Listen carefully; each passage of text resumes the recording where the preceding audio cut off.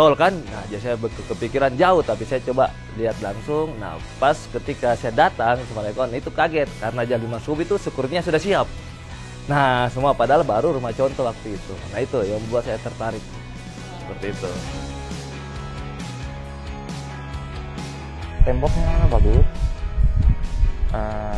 pintu desainnya oke lah, sesuai dengan desain yang brosur. Dari segi bangunan yang kita lihat juga bagus. Ya, kualitasnya. Jadi memang waktu yang review pertama rumah contoh itu kita sempat bandingkan ya, ada di salah satu perumahan. Kita kan bingung ini mau pilih yang mana antara Summarecon ya atau tempat lain waktu itu. Jadi pulang dari sini waktu jam 5 subuh ya, kita sempat pergi lihat juga ya di daerah sana ya. Nah, itu kualitas bangunannya memang sudah beda. Nah, makanya akhirnya kita putuskan ambil di Summarecon.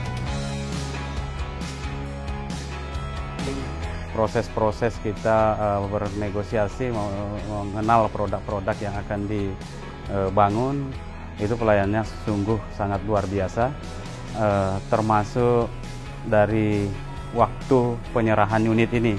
Jadi bahkan lebih cepat dari yang diperjanjikan, dan ini suatu hal yang menurut kami sangat spektakuler dan menjadi catatan khusus buat kami untuk Summarecon.